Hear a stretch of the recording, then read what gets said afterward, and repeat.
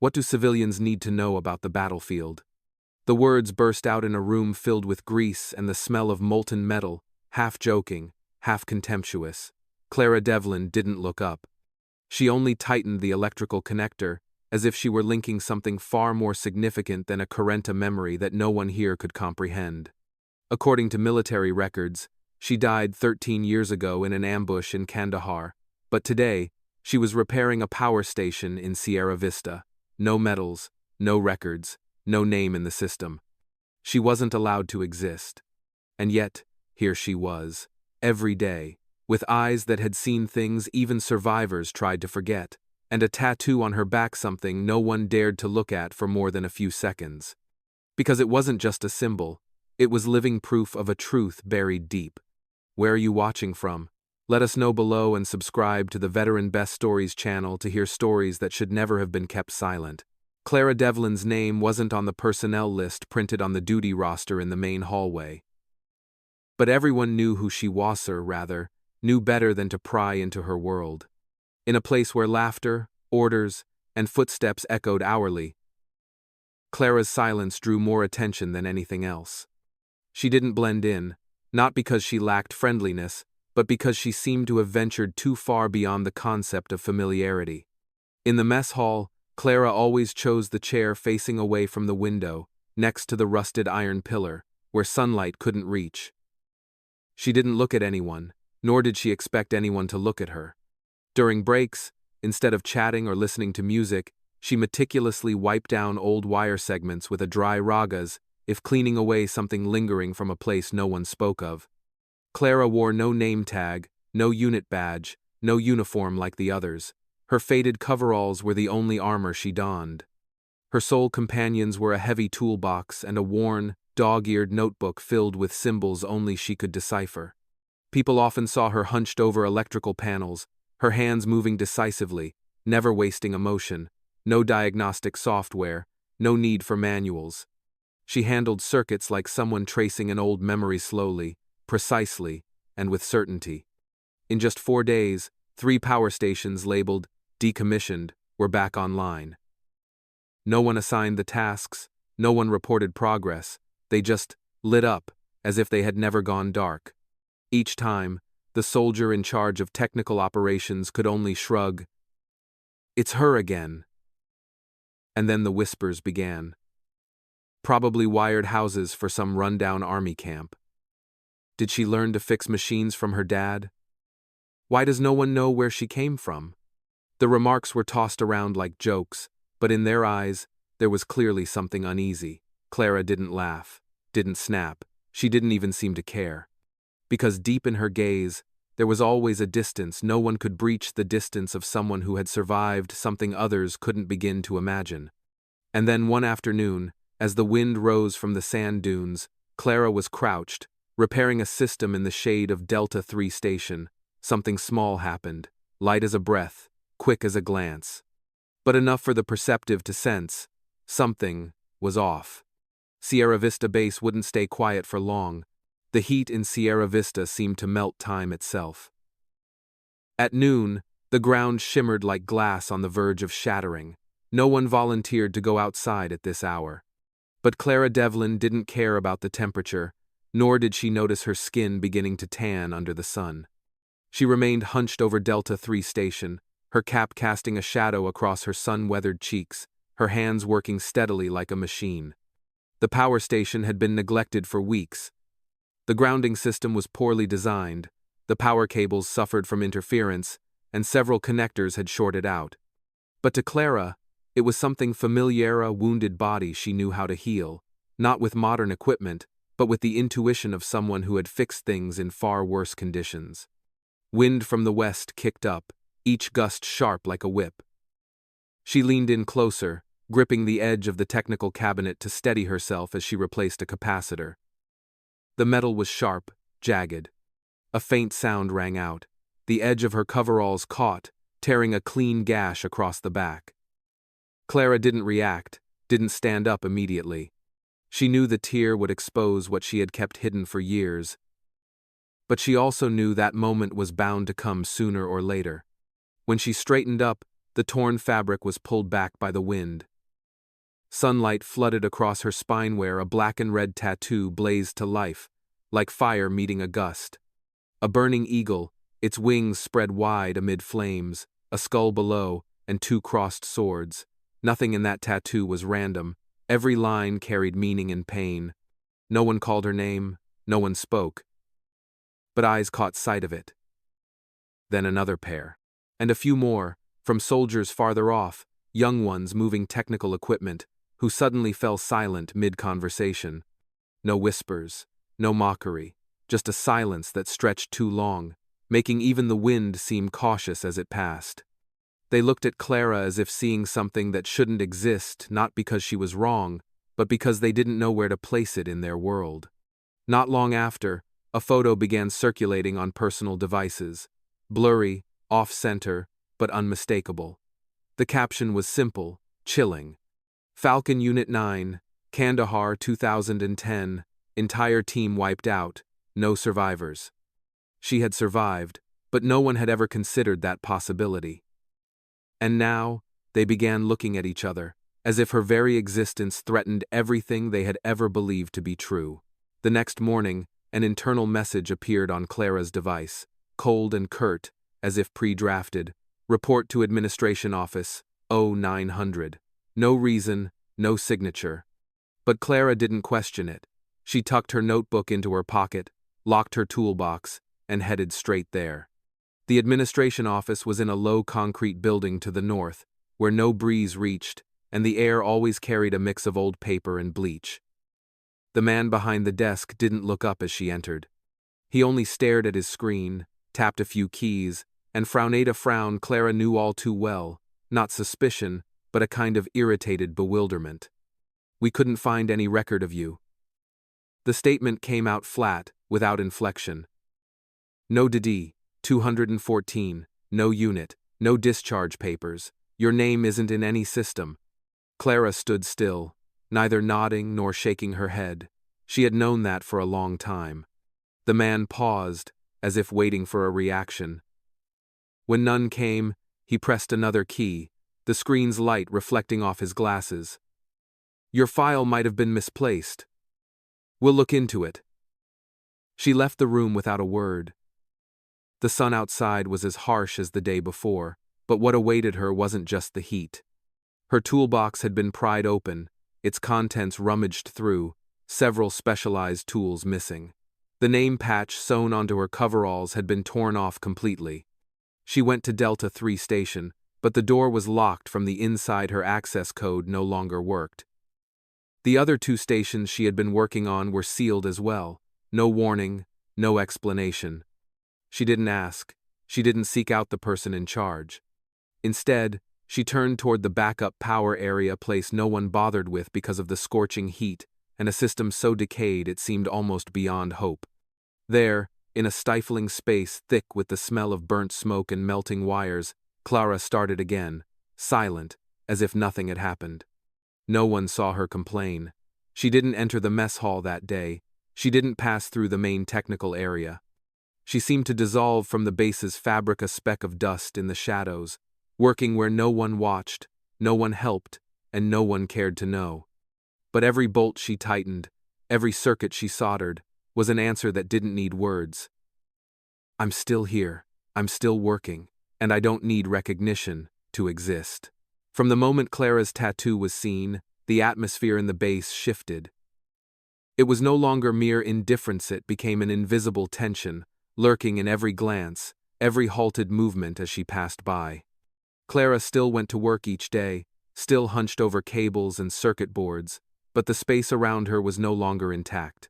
The screwdrivers in her toolbox were replaced with ones slightly off size, forcing her to pause mid-task. The voltmeter, always kept close to her, vanished without a trace. When she opened a circuit board, she found someone had deliberately mislabeled the connectors, a subtle act that wouldn't cause an accident but was enough to trip up someone less experienced.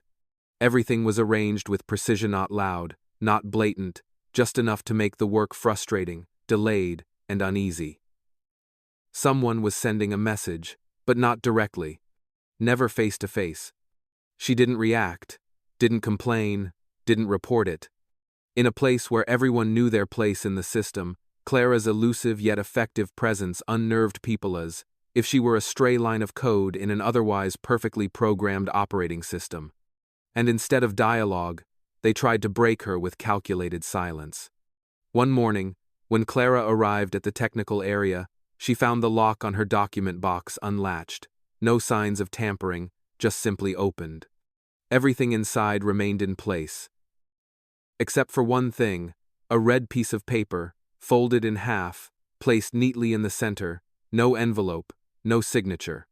Just a single handwritten line, in black ink, steady and even. "Withdraw or let us help you do it." Clara picked up the paper, her hand steady. She stared at the words for a long moment, as if reading something she'd already known.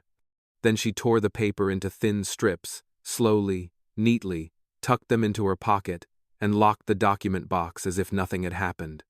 No one saw her change her work schedule. She continued heading to the forgotten area's moldy electrical vaults, abandoned underground conduits, places where light barely reached and footsteps went unnoticed. She worked in silence, the smell of burnt wires and old paint clinging to her clothes, as if it were the scent of survival she had long grown accustomed to. For Clara, sabotage wasn't frightening. The only thing truly dangerous was when no one paid attention to her anymore. That day, an unfamiliar air hung over Sierra Vista Base. Flags were raised to regulation standard, soldiers straightened their uniforms, and along the main corridors, the sound of boots echoed steadily like a metronome. No one said it aloud, but everyone knew brass was coming. The convoy from Western Region Command rolled into the base at 9:03. A matte-painted Humvee led the way, followed by 2 small armored vehicles and an escort. The tinted windows reflected nothing, leaving only vague silhouettes in the eyes of the sentries. General Brandon Ellery sat in the passenger seat, his gaze fixed out the window throughout the journey. A seasoned man, his silver hair cropped short, his shoulder bearing meticulously polished insignia. He said nothing to his aide. His face was cold as stone, untouched by the cracks of war. Until the convoy passed the logistics depot.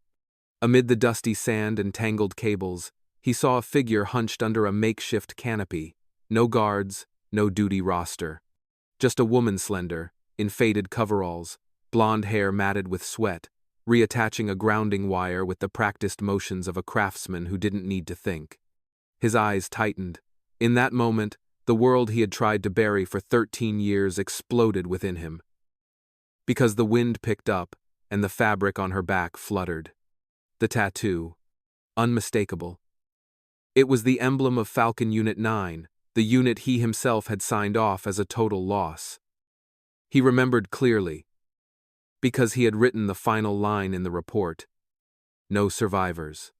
General Ellery didn't ask questions. He didn't order the convoy to stop.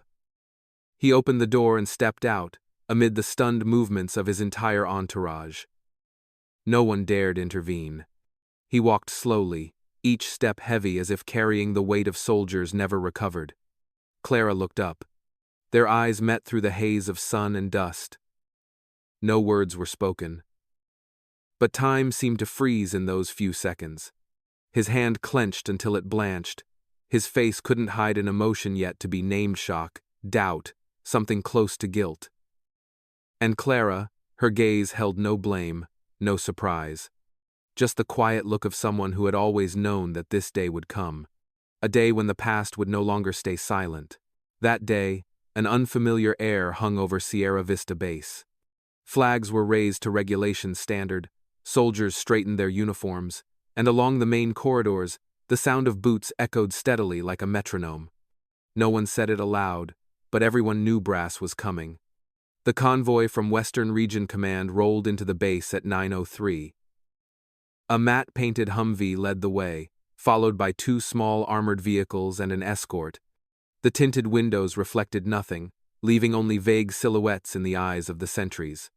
General Brandon Ellery sat in the passenger seat, his gaze fixed out the window throughout the journey. A seasoned man, his silver hair cropped short, his shoulder bearing meticulously polished insignia. He said nothing to his aide. His face was cold as stone, untouched by the cracks of war, until the convoy passed the logistics depot. Amid the dusty sand and tangled cables, he saw a figure hunched under a makeshift canopy. No guards, no duty roster. Just a woman slender, in faded coveralls, blonde hair matted with sweat, reattaching a grounding wire with the practiced motions of a craftsman who didn't need to think. His eyes tightened. In that moment, the world he had tried to bury for 13 years exploded within him, because the wind picked up and the fabric on her back fluttered. The tattoo. Unmistakable. It was the emblem of Falcon Unit 9, the unit he himself had signed off as a total loss. He remembered clearly, because he had written the final line in the report, "No survivors." General Ellery didn't ask questions. He didn't order the convoy to stop. He opened the door and stepped out, amid the stunned movements of his entire entourage. No one dared intervene. He walked slowly, each step heavy, as if carrying the weight of soldiers never recovered. Clara looked up. Their eyes met through the haze of sun and dust. No words were spoken, but time seemed to freeze in those few seconds. His hand clenched until it blanched. His face couldn't hide an emotion yet to be named: shock, doubt, something close to guilt. And Clara, her gaze held no blame, no surprise. Just the quiet look of someone who had always known that this day would come. A day when the past would no longer stay silent. Meeting Room 3, on the top floor of the command building, was soundproof to perfection. Gray ash walls, curtains drawn tight, no natural light, a space designed to hold meetings no one was allowed to mention. Clara stepped in without expression, without anxiety, without surprise. She had known this day would come. The only question was, how long? General Ellery sat ready on the other side of the table. No aides, no gleaming insignia, just a slightly rumpled uniform with the top 2 buttons undone, as if he were setting aside the general to become, once again, a man haunted by memory. On the table lay a blurry printed photo, taken from above. It was unmistakably her hunched under Delta 3 station, the torn fabric revealing the fiery tattoo across her spine. No words, no notes. Just the look he gave the photo before silently sliding it toward her. "It's you, isn't it?" His voice carried no command. It was almost a plea. As if he needed this confirm not for the system, but for himself. Clara didn't look at the photo. She didn't need to. Her gaze lingered briefly on his hands resting on the table, still calloused, still scarred. She gave a slight nod, then began to speak. Not like a report, not like reciting a file, but like opening drawers of memory, blowing the dust off moments long buried. She spoke of the road before Kandahar, how the convoy moved in a herringbone pattern to avoid ambushes. She spoke of the young soldier by the window, always afraid of explosions. She described the exact smell of burning oil from the 3rd vehicle, the type of painkillers the medic carried, and how a rifle jammed at the critical moment. Each detail pierced the silence in the room like a spike. And Ellery understood no one, not a single soul, could know those things without having been there, not through paperwork, but through blood. And fire. When she stopped, the room's temperature remained unchanged, but the air seemed to thicken. A long moment passed without words, then he stood. No bow, no handshake, just a slight nod, from a man who owed a debt to someone who had never asked for repayment. "Now they can't ignore you anymore," he said. Not to her, but to the system they had both once served. Because some truths are not recorded in files, but they cannot be erased from the memories of those who lived to witness them. The next day, the data room at the Central Command was unlocked. No prior notice, no standard procedure. The access order came directly from General Ellery, with his handwritten signature and the highest-level security code, the kind used only for classified files tied to internal security risks. The soldier managing the server hesitated for a moment upon seeing the request. But no one dared question a general who had come in person, his eyes carrying not a military order, but a silence colder than any command. He needed no assistance. Every command, every click, he executed himself. Falcon Unit 9, Kandahar Operation, June 2010. Classification, Top Secret, Level J. The screen gradually displayed the files. lists of names, portrait photos, enlistment dates, and on the right a column of bold red text, repeated over and over, KIA, killed in action. He scrolled to the last name, Devlin, Clara. No autopsy record, no medical confirmation, no death notification sent to her hometown, no request to recover remains. Just a single marker designating deceased, as if one line of code was enough to erase a person from every system, every memory, and every legal obligation. He dug deeper, into the image data section where the final photos were stored before the unit lost contact. One file was almost completely hidden, accessible only with a separate authorization code. And when the image loaded, Ellery saw himself slumped on the ground, blood soaking his uniform, and beside him, Clara.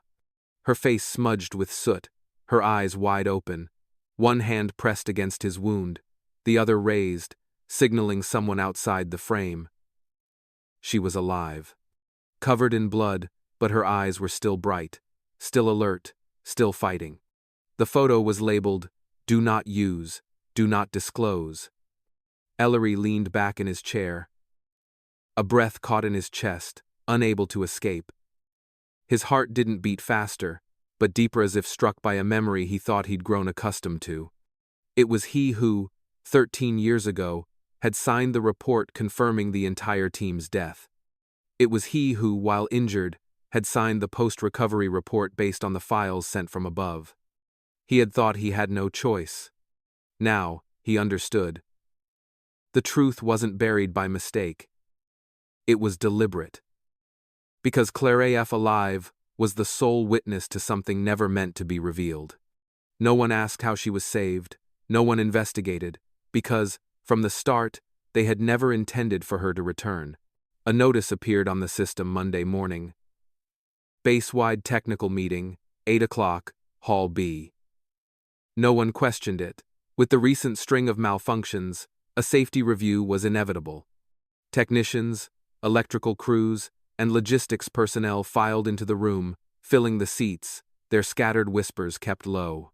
No one knew why there wasn't an officer waiting on stage as usual.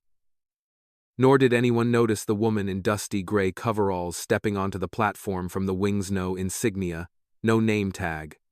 Only when Clara opened the stack of papers in her hand did the room gradually fall silent, not because someone ordered it, but because her presence, calm, unguarded, carried a quiet energy that compelled everyone to listen.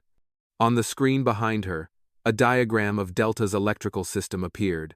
Clara pointed to a circuit handling variable voltage. Her voice was steady, slow, without a trace of tension.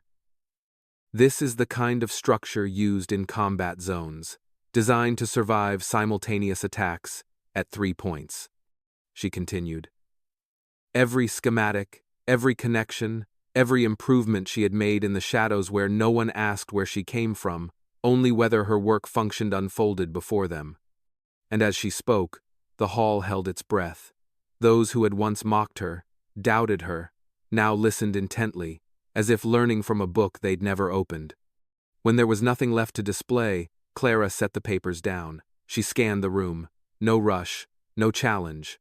Then, in a moment as fleeting as the gap between two breaths, she tugged the collar of her coveralls down, slightly revealing the top of the fiery tattoo. "Falcon Unit 9, she said, her voice not loud, but clear enough for all to hear. "I was a combat engineer, and I never died." The room didn't stir, as if everyone was waiting to see if this was a test of trust or a mistake, but then, footsteps echoed from the back door. General Ellery. He walked slowly through the rows, not in dress uniform, not following protocol. When he reached the stage, he didn't look at the audience, only at Clara. In his eyes, there was no longer the distance of rank or duty, only a memory that had never been named. "And you," he said, "saved me." Suddenly, the room felt too small, not because of the people, but because the truth, the thing that always takes up the most space, had finally found its place. 3 days after the meeting, an internal memo was sent out across all communication channels. The subject line was a single, succinct sentence. "Personnel update. Devlin, Clara." But when the soldiers opened it, A silent wave spread through the base. The content was clear, unembellished, undramatic. Clara Devlin, reinstated as technical lieutenant, served with Falcon Unit 9, Kandahar Operation 2010, re-recognized as a veteran. Restoration of benefits, medals, and personnel records in accordance with regulations. Not a single word of apology in the text. But everyone who read it understood the system had bowed, quietly, not under the pressure of an investigation, but from a truth that could no longer be ignored. At Sierra Vista, things changed in ways no one dared acknowledge. No more hushed laughter behind Clara's back as she passed. No more tampered access codes during her shifts. The power stations she had once been barred from were now fully unlocked, some even equipped with new manuals she had written herself.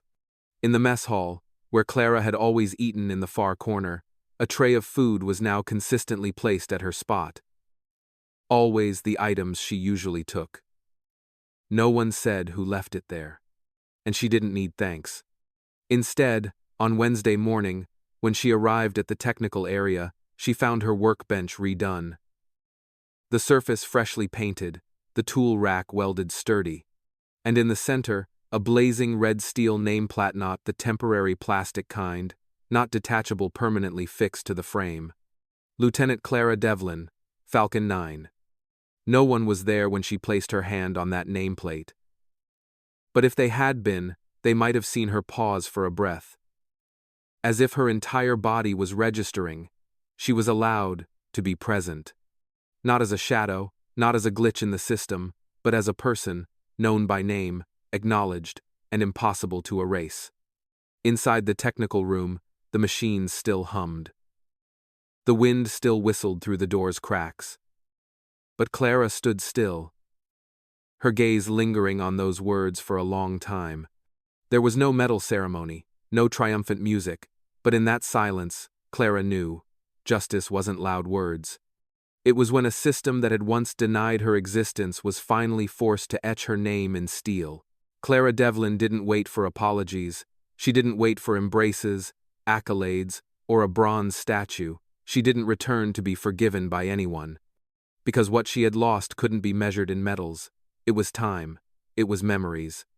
It was a name erased from lists, a voice left behind on the radio, and the gaze of a survivor looking around with no one to call her name. Clara came back for the one thing she could never abandon: duty.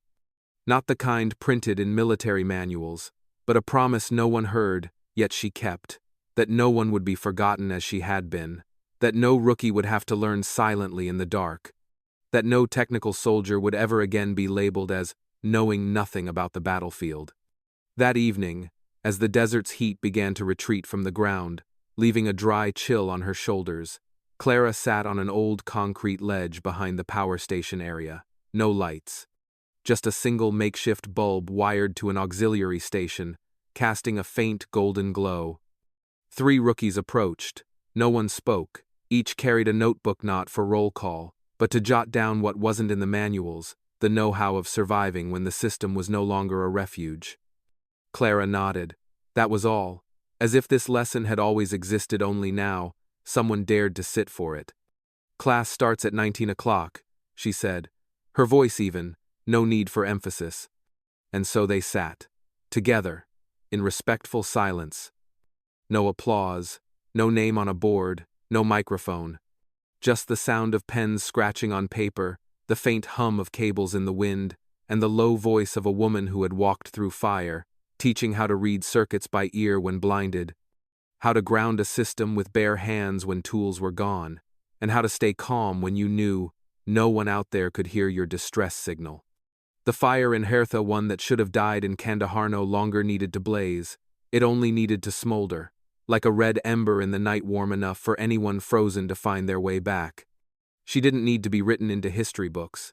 She only needed a row of seats long enough for everyone who had ever been forgotten to have a place.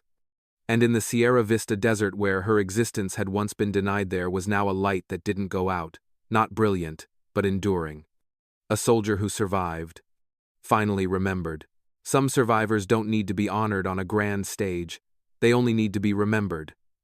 Like Clara Devlin, who chose silence not out of weakness, but because she knew true strength came from keeping a promise, even when the world turned its back. Her story reminds us that honor doesn't come from medals, but from how we rise after being erased from every map. And justice, sometimes, isn't about victory, but about existence, resilient, quiet, but never yielding to oblivion. If this story touched your heart, please leave a comment. Tell us about those you believe also deserve to be remembered.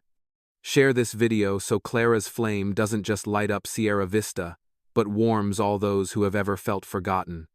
Thank you for listening, and if you believe in the power of untold stories, don't forget to subscribe to the channel because the quietest embers are what keep us from losing our way.